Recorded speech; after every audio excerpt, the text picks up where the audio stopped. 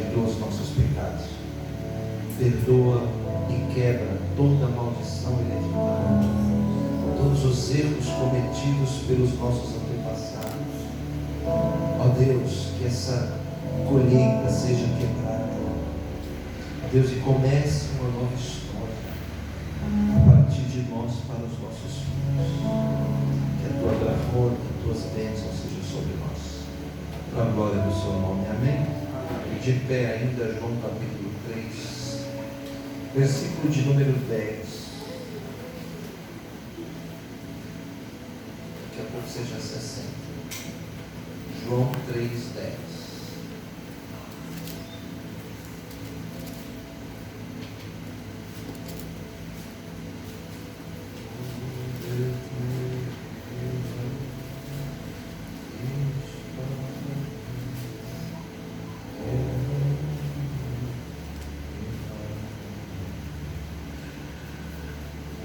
Palavras de Jesus, se sua Bíblia fosse uma Thompson, aquelas das antigas, né? Quem já teve a Thompson sabe o que eu estou falando, né? A Bíblia Thompson, ela tinha as letras, as palavras de Jesus em vermelho. Se a sua Bíblia fosse aí uma Thompson, que eu acho que já está extinta, as letras seriam vermelhas. A sua não é Thompson, né? Mas é vermelho. É vermelho. Então essas são as palavras de Jesus diante de um diálogo que ele teve com um homem, com um tzadik, com um homem sábio daquela época. E só o verso 10 já é suficiente. Uma pergunta que Yeshua faz para esse grande sábio, para esse grande tzadik, chamado Nicodemos. Ele faz uma afirmação seguida de uma pergunta. A afirmação é: tu és um mestre em Israel? Essa é uma afirmação. Aí tem uma vírgula onde entra a pergunta que ele diz: e não entendes as coisas que eu falo? Amém? Amém. Pode se sentar.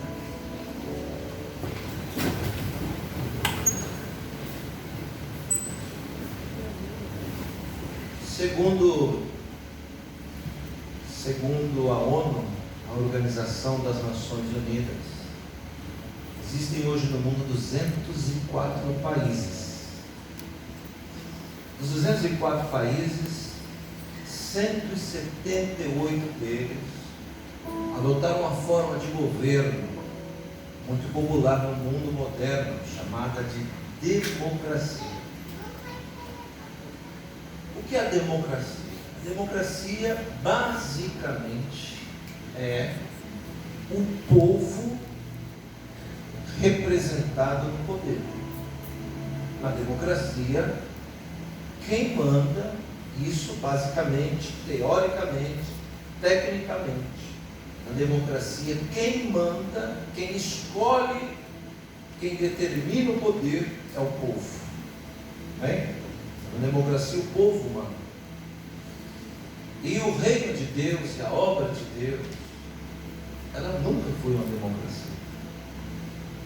E na obra de Deus não existe democracia. A obra de Deus é teocracia. Teocracia quer dizer que o governo dessa obra pertence a Deus. Na teocracia existe um parâmetro de autoridade, referência, e essa autoridade majoritária é quem direciona o povo. Há uma grande responsabilidade na teocracia. Agora, voltando para a democracia, dos 174 países que assumiram algum tipo de democracia, seja no presidencialismo, no parlamentarismo, seja qual for essa democracia, basicamente ela é dividida em 3 esferas. A democracia ela não é absoluta. Na democracia não é uma pessoa só que manda. Na democracia o poder é dividido em 3. É dividido em poder executivo, poder legislativo e poder judiciário, chamado de 3 poderes. Aqui no Brasil, nós vivemos sob uma democracia presidencialista, onde o presidente desta república excelentíssimo senhor Jair Messias Bolsonaro não é absolutamente o detentor do poder. Ele ainda divide esse poder, tecnicamente, com mais outros dois poderes. O presidente do Legislativo, que inclusive é um judeu, o senhor Alcolumbre, e o presidente do Judiciário. Nessa ocasião, o excelentíssimo senhor Dias Toffoli é o nosso presidente do Supremo Tribunal Federal, do Supremo Tribunal de Justiça. Todos acham que a democracia, ou melhor, o poder dividido em três, como nós temos nos países de hoje, é uma invenção obrigatoriamente grega, ou até mesmo aprimorizada pelos romanos, mas não é. Não. Esses três poderes existiam também no Primeiro Testamento, que alguns chamam de Antigo Testamento. Antigo é uma palavra inadequada, porque não existe nada antigo na Bíblia. Se a Bíblia é eterna, não existe nada antigo nela, né? Antigo é algo que está no tempo, a Bíblia não está no tempo, a Bíblia é eterna. Então, no Primeiro Testamento, me aparecem também esses três poderes divididos sobre o povo de Israel, o poder executivo, o poder legislativo, o poder judiciário. Esses três poderes estariam sobre três homens, desde que eles tivessem posse também de três relíquias, que indicavam que quem a possuísse estaria corroborado divinamente por aquele devido poder. Por exemplo, o rei, para ser rei em Israel ou na antiguidade, a pessoa não poderia chegar e dizer: não, eu sou o rei de Israel. Se alguém chegasse aqui e dissesse: eu sou o rei de Israel, ninguém ia acreditar que ele era o rei de Israel. Mas se alguém nunca tivesse visto o rei de Israel, se alguém não soubesse nem o nome do rei de Israel, se alguém nunca tivesse visto uma foto, nada do rei de Israel, e entrasse um homem aqui com a coroa na cabeça, alguém ia dizer: não, certamente aquele ali que está com a coroa na cabeça é o rei de Israel. Por quê? Porque aquela relíquia, aquele objeto indicava, sinalizava que havia um poder sobre aquela pessoa. A prova disso é que houve uma guerra entre Israel e seus inimigos, e aí o rei de Israel decidiu ir para a guerra. Isso está no livro das Crônicas. E os seus inimigos nunca tinham visto o rei de Israel, mas ele foi para a guerra vestido de rei. E quando ele apareceu nas camadas da batalha, que os inimigos olharam e viram um homem com a coroa na cabeça, o general inimigo disse o seguinte: bota força, flecha, arma na direção daquele homem que está com a coroa ali, porque se ele está com a coroa, ele é o rei de Israel. E os inimigos forçaram exatamente no lugar onde ele estava, porque os inimigos identificaram que havia sobre a cabeça dele uma coroa, que ele estava corroborado de uma autoridade. Você vai dizer: o que isso tem a ver com a minha vida? Olha, o que isso tem a ver com a sua vida? Muita coisa.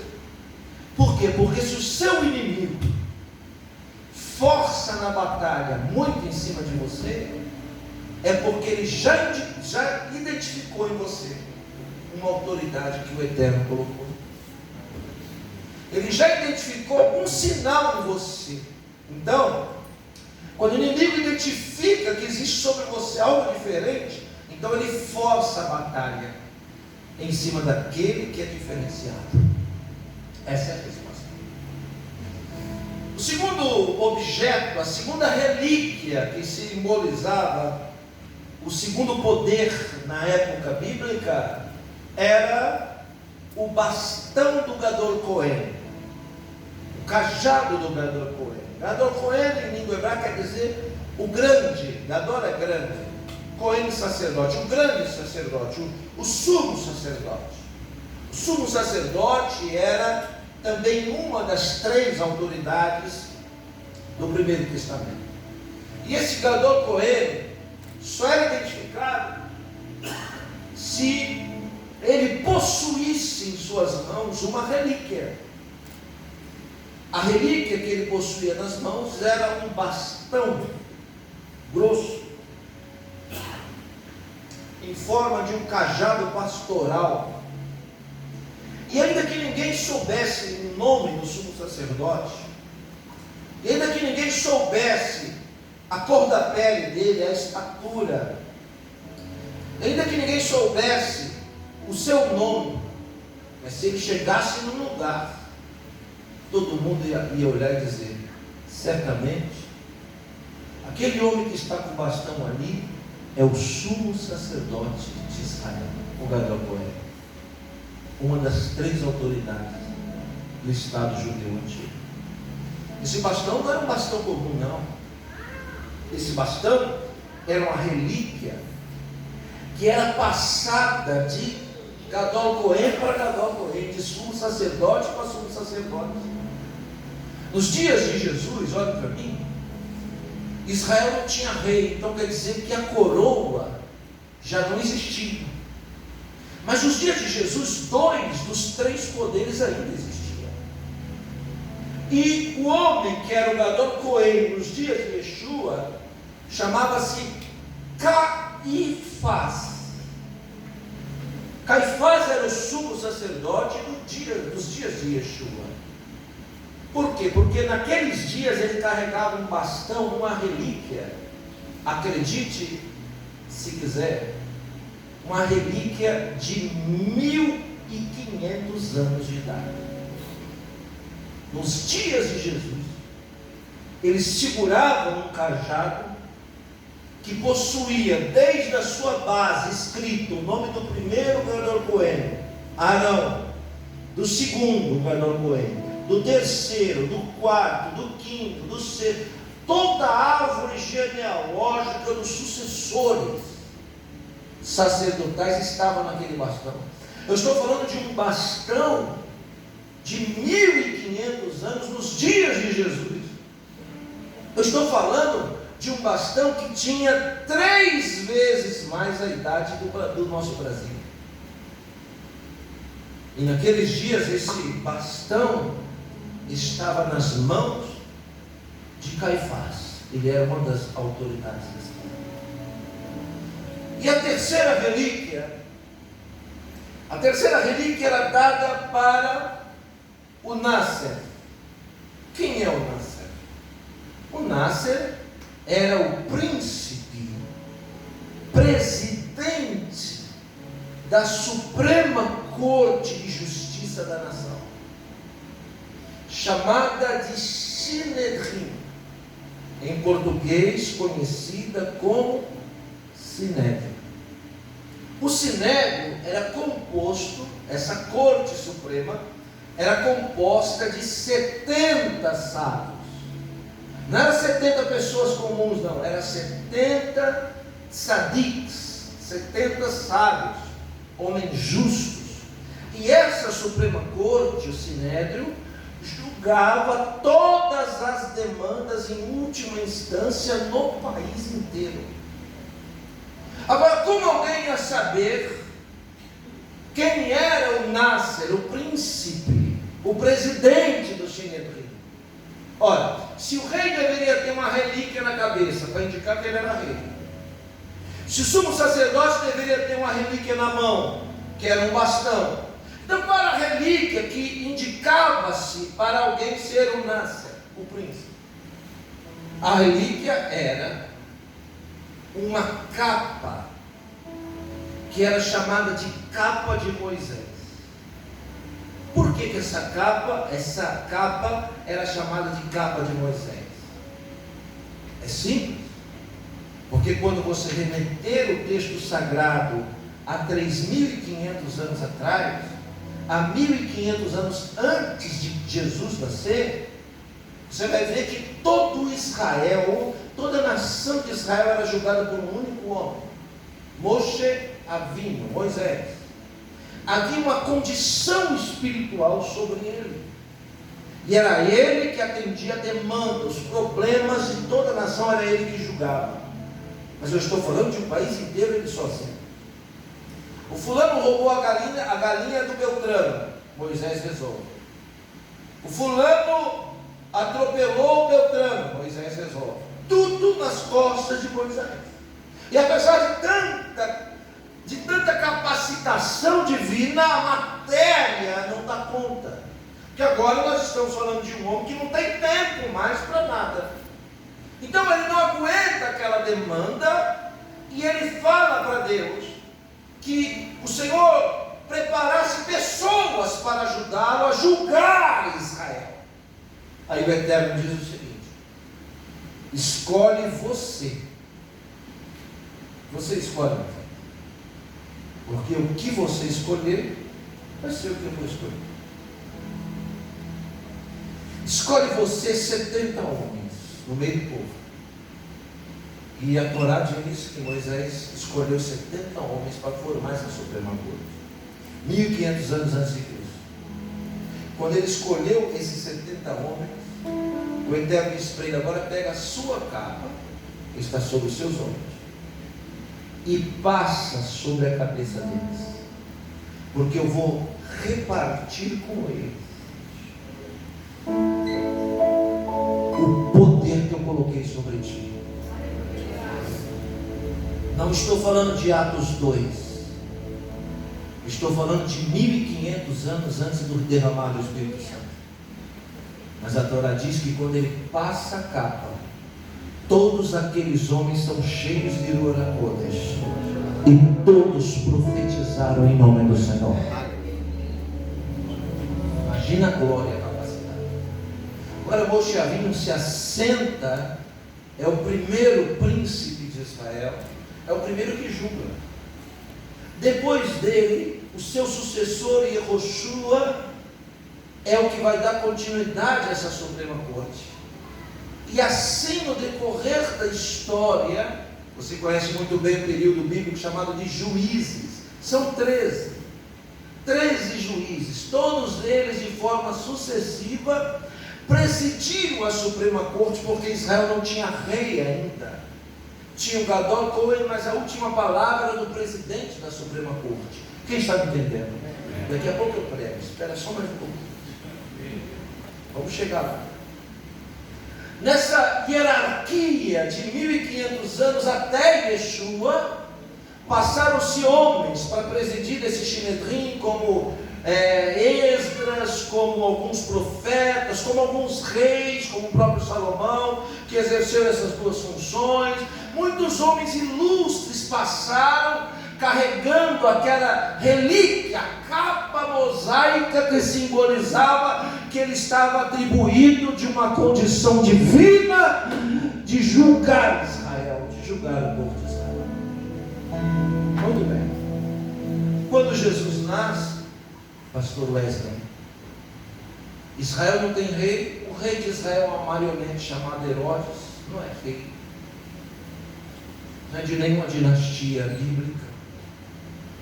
O segundo poder nos dias de Yeshua está com Caifás, um bastão. Ele é mais político do que sacerdote. Ele é o meio de campo entre o Império Romano e o povo de Israel. E o terceiro poder estava sobre um homem chamado Nicodemos. Quando você vê alguém falar de Nicodemos aí, de forma pejorativa, você precisa repreender essa pessoa. Porque Nicodemos era um grande tzadik, um grande homem justo, um grande homem de Deus, que estava preso a um sistema. Eu não sei, eu imagino que não. Não sei se você já esteve preso em algum sistema. Como é difícil alguém se libertar de um sistema. De alguma forma, todos nós aqui um dia já fomos presos a um sistema, de onde nós viemos. Recebemos cargas ideológicas, cargas religiosas, tanta coisa inadequada que nos prendeu ao sistema. E aí, de alguma forma, a gente viveu debaixo daquele jugo de sistema. Como é difícil se libertar de um sistema. E Nicodemos, ele é simplesmente o presidente dessa corte suprema. Ele tem sobre os seus ombros, nos dias de julgamento, uma capa de 1.500 anos. Não é uma coisa qualquer, não. É algo que passou na mão de heróis. É algo que foi colocado no ombro de grandes vultos da história da Bíblia e do seu povo. Então ele não é qualquer pessoa. Ele é uma pessoa que foi preparada para estar ali. Ninguém chegou e elegeu ele e colocou ele lá. Não, ele passou por uma série de obstáculos. Ele já era um senhor nesses dias que Jesus se encontra com mais de 80 anos de idade. E um homem com 80 anos de idade, o que ele estudou, o que ele se aprimorou, o que ele se aperfeiçoou, para chegar ali, no topo, ser reconhecido pela sua nação, de não poder andar na rua lá, não podia andar, porque se todo mundo sabia, porque toda autoridade é corroborada de um poder, e esse poder quem dá é Deus. Romanos capítulo 13, isso está escrito ali. Então, todo mundo acreditava que aquele homem tinha uma parte de divindade, como de fato, todo magistrado é uma porcentagem do divino, porque só Deus é justo. E aquele que aplica a justiça tem parte com o divino. Então todo o povo que tem uma cultura ligada àquilo sabe muito bem disso. Então ele perde essa liberdade do cotidiano, do dia a dia, porque agora ele tem uma demanda de julgar o seu povo com equidade, com justiça. Ele tem uma capa que passou nada mais nada menos no ombro do épico Salomão, que também num julgamento como esse, quando trouxeram o menino, duas mães brigando, dizendo: menino é meu, menino é meu, menino é meu. Salomão disse: irmão, só tem uma coisa para resolver. Já que o menino é seu e o menino é seu também, traz uma espada aqui que eu vou rachar o menino no meio, vou dar metade para você e metade para você. Aí a mãe verdadeira se jogou nos pés e disse: então, se for para matar, entrega para ela. Aí Salomão soube. Veja se isso não é uma coisa divina. Que aquela era a mãe verdadeira.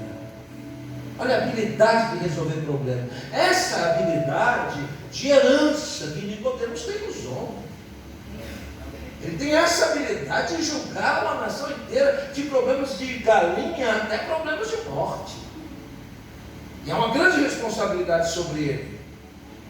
Mas talvez, se você olhar uma maquete de Jerusalém nos dias de Jesus, você vai ver que bem em uma das extremidades do templo, onde tem hoje uma mesquita, não aquela da cúpula dourada, na extremidade da muralha, quando se olha de frente, tem uma mesquita comprida lá.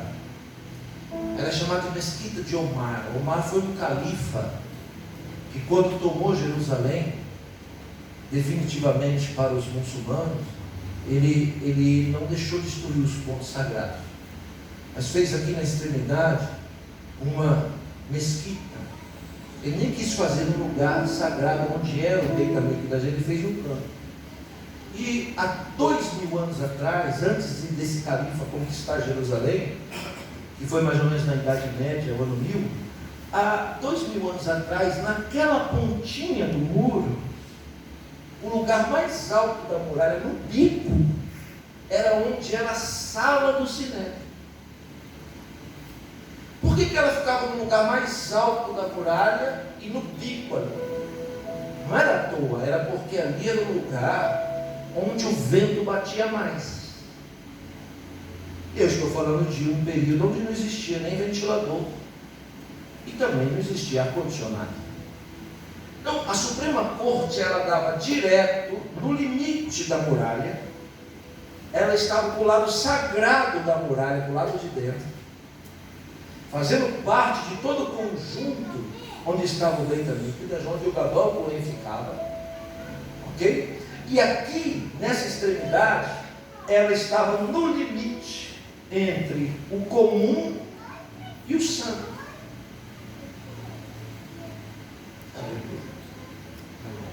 Aqui neste lugar, lá na frente, era onde estava a cadeira do Násser, do príncipe, onde Nicodemo sentava, onde aquela autoridade ia ali sentar, ajudar-nos. Batia o vento, era refrigerado. Mas esse mesmo vento que entra para esfriar o calor, é o mesmo vento que traz as vozes da muralha para fora. Que conduz a voz é o vento. Amém.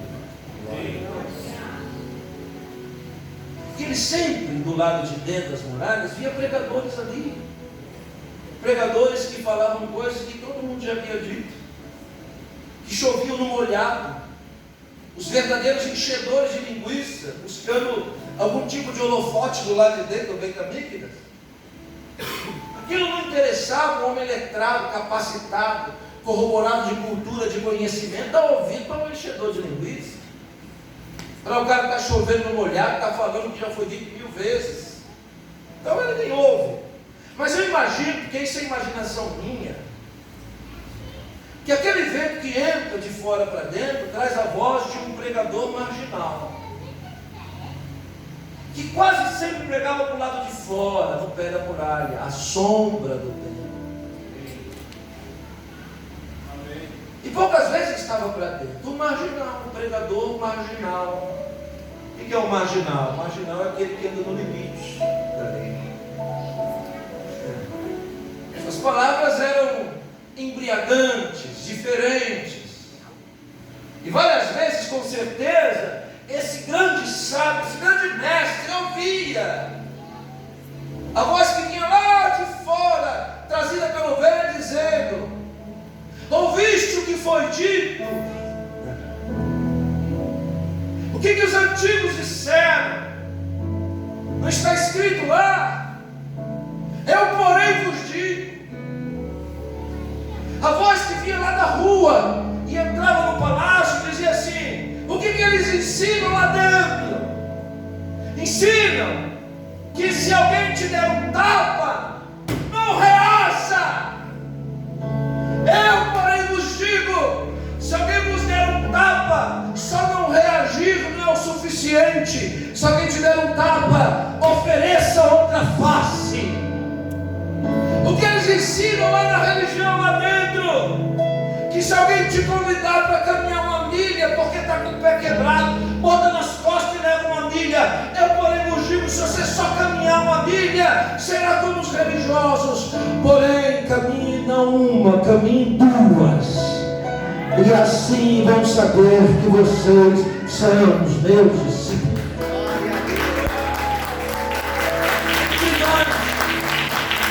É intrigante, porque o que a religião manda fazer já é muito difícil. Não reagir a um tapa é muito difícil.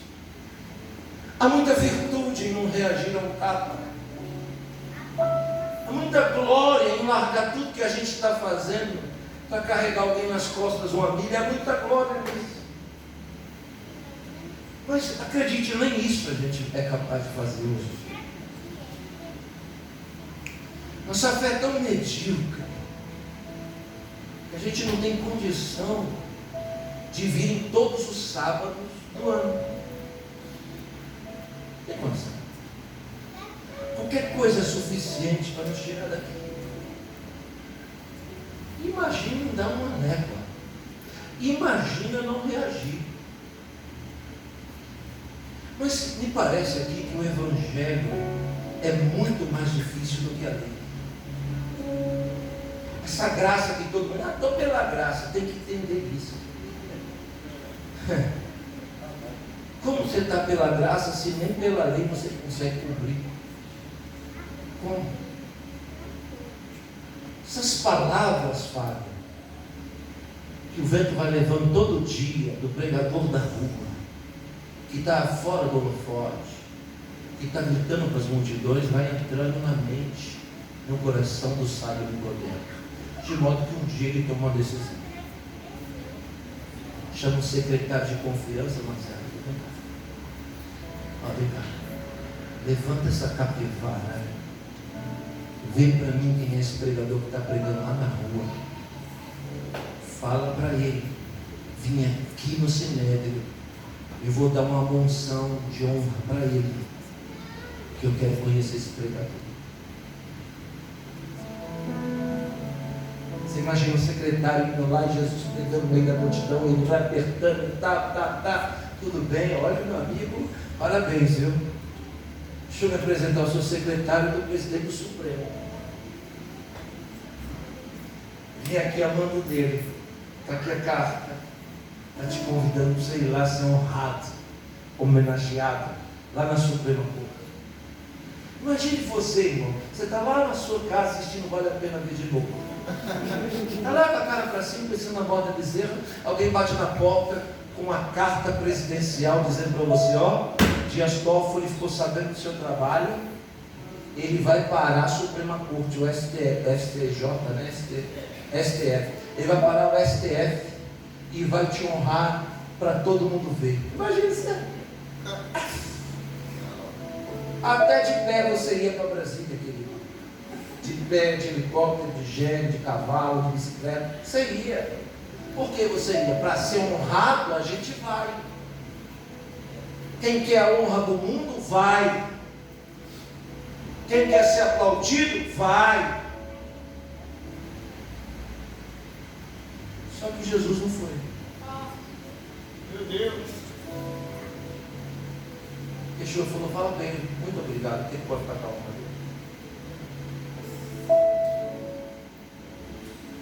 E confiante que estava o presidente do Sinédrio, confiante que estava, que o menino ia trazer ele, que o secretário ia trazer ele. O secretário chega e diz, olha, nunca vi disso na vida, tá? O cara está nem aí com você. Essa não é de unção de glória não, o reino dele é desse mundo. E ele não quis. Eu acho que foi isso que despertou do poder. Esse Jesus difícil. Muito diferente desse Jesus que a gente encontra pelas esquinas.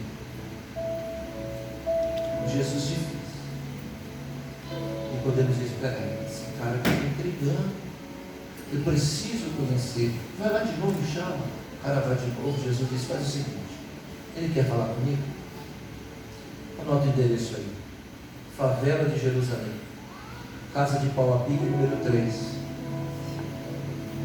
Chão batido. Lá na casa de um discípulo meu. Se ele quiser ir me ver, manda ele lá. Vou estar esperando ele à noite. O presidente do Supremo que não pode sair na rua ali de Jerusalém, na rua nobre, na Bem-Avuda, todo mundo vai abraçar ele. Agora vem o bilhete, se você quiser conhecer ele, você vai ter que ir lá. Como é que eu vou fazer? Como é que eu vou sair na rua com essa capa? Com a capa da exaltação, com a capa da glória, com a capa do sucesso, com a capa do aplauso. Como é que eu vou sair com essa capa do holofote, com essa capa do amor, com essa capa da aceitação? Não, é impossível encontrar Jesus com essa capa. Então, peraí, eu vou pegar o meu tartezinho antigo, de que eu ganhei do meu pai quando eu tinha 13 anos. Ele era aquele tarte empoeirado, que era a sua própria identidade. Dobra a capa e bota em cima da cadeira. Isso era um gesto, era um aviso, de que ele ia voltar.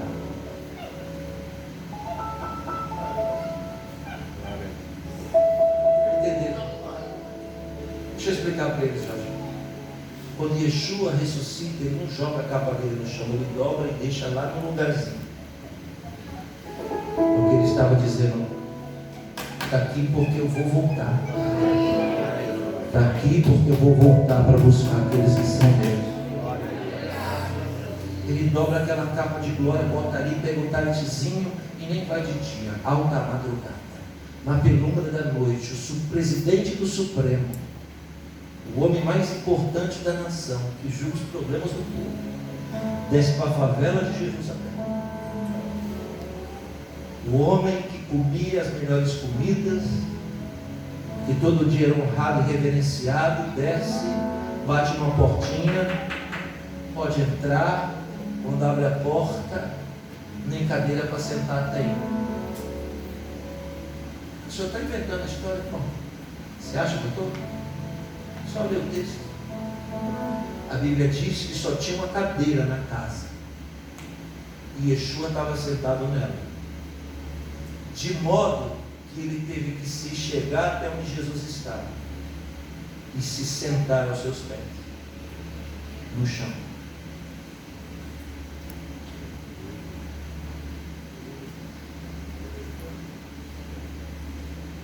Yeshua pergunta: o que você quer comigo, meu filho? Suas palavras têm me encabulado. Quero dizer ao Senhor que é uma honra estar aqui.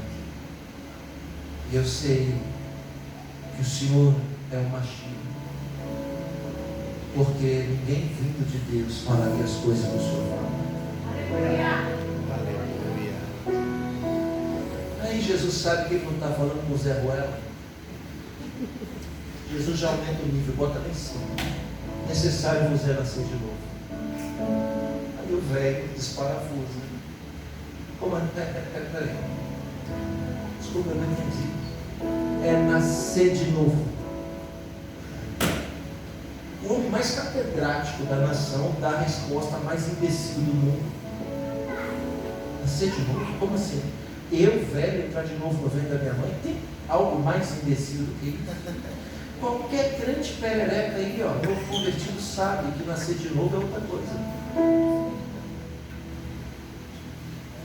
Por isso que a palavra de Deus diz que Deus encobriu a sabedoria do sábio e revelou para os humildes. Aleluia.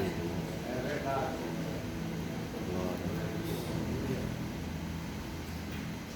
Eu não estou entendendo nada do que o Senhor diz. Aí Jesus diz: então vou dar mais um nozinho, igual aquele nó que você dá no banco para o sapato sair, os cadastros soltar. Nascer da água do Espírito. Aí, eu estava achando que era da minha mãe, que era mais fácil, mas nascer de água e nascer de Espírito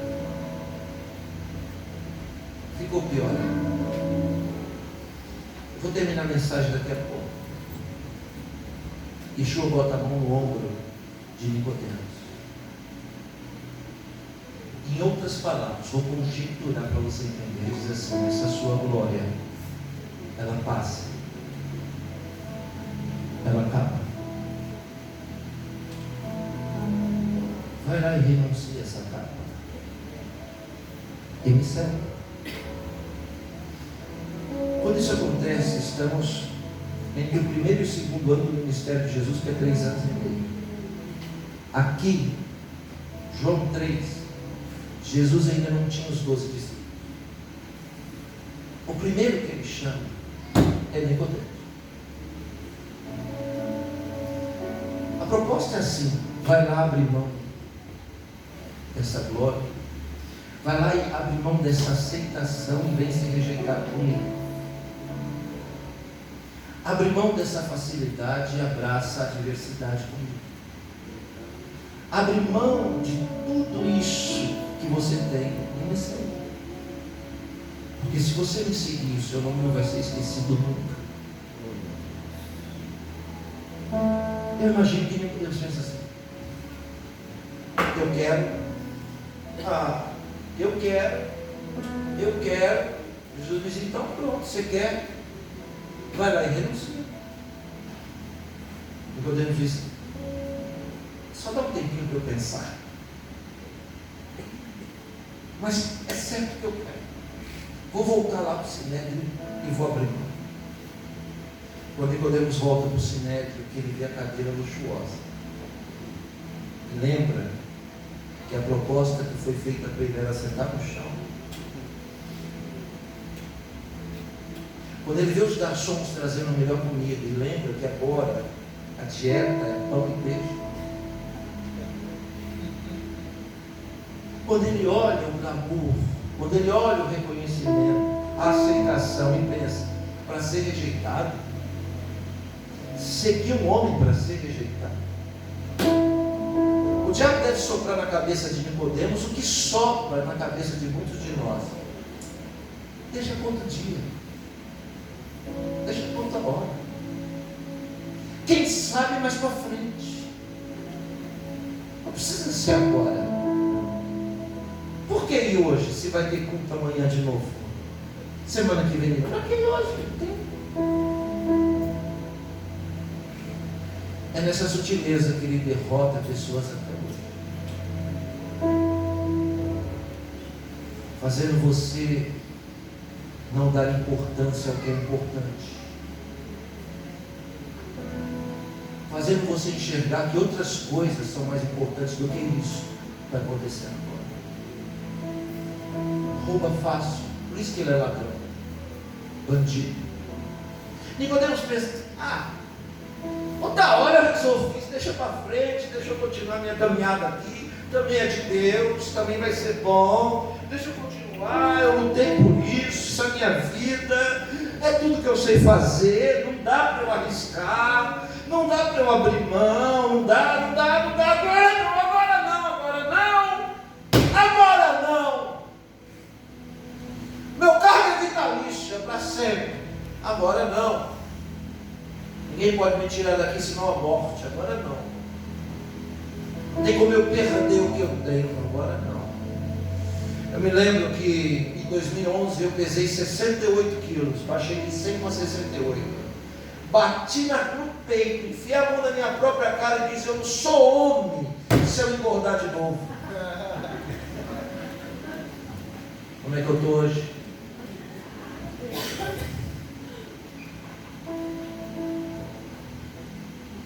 E a gente diz isso que Nicodemos diz.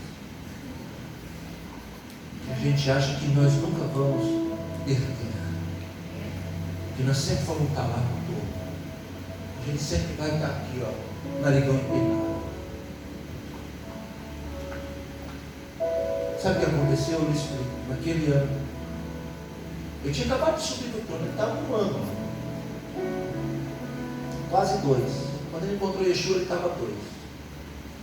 Aquele ano veio de Roma o decreto: não existe mais cargo vitalício em Israel. A cada 3 anos tem que trocar Gadol Cohen e tem que trocar o Nasser, o príncipe do Sinédrio. Quando chegou a carta para Nicodemo, ele já estava 2, só tinha mais um de mandato. Pensou que ia ficar para cima. O que aconteceu? Um ano depois desse encontro de João 3, Nicodemo está na rua. Não é mais um príncipe, se quiser você fazer parte do baixo clero do Sinédrio, mas na cabeça ele não é mais. O que ele pensa? Perdi. Padaria. Oportunidade que eu precisava. É isso. Já sei. Vou procurar Jesus agora. Sai correndo na multidão, empurra daqui, empurra dali, empurra daqui, empurra dali. Chegou em Jesus e diz: mestre, como é que está? Lembra de mim? Lembra. Nicodemos, o ilustre, está fazendo aqui de dia, no meio da multidão. Então, deixa eu dizer, sabe o que é? Sabe como que é as lutas, né? Eu perdi o cargo lá e eu vim aqui porque o senhor lembra da proposta que o senhor tinha feito? Para eu te seguir, ser um dos seus discípulos. Jesus disse: claro que lembro. Então, está de pé ainda? Jesus vira para ele e diz: pois é, você não quis. Eu coloquei aquele pescador ali no seu lugar, semi-analfabeto, chama Pedro. Então deixou o seu, não tem mais vaga, os 12 estão preenchidos. Se você quiser, você não vai ser discípulo, você vai ser um seguidor. Vai caminhar comigo de longe. E assim foi, até o fim. Eu pergunto: quem é Nicodemos hoje? Um Zé. Quem é Pedro hoje? O fundador da nossa fé.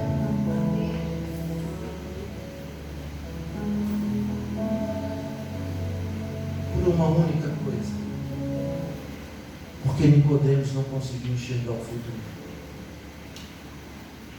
A vida para ele era só o presente. De que vale um homem ganhar o mundo inteiro? Pergunto para você: o que te prende? Por que você não consegue abrir mão? Pois é disso que Jesus quer de você. Curva a sua cabeça.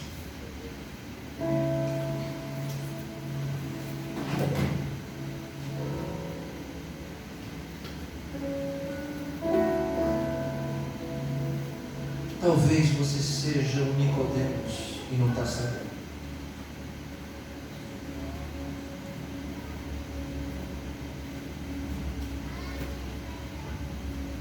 Qualquer coisa é capaz de roubar de você a glória de caminhar com Yeshua.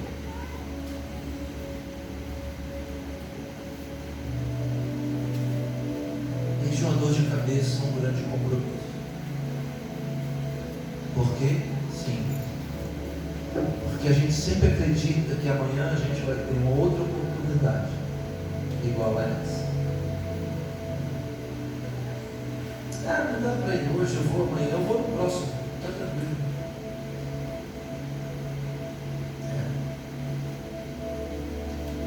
Pode ser que Yeshua já tenha Pedro engatilhado. Ele está esperando ouvir só o seu não. E o seu não pode vir de várias formas. Na maioria das vezes o seu não vem numa desculpa desfarrapada, capaz de convencer homens mortais. Quanto mais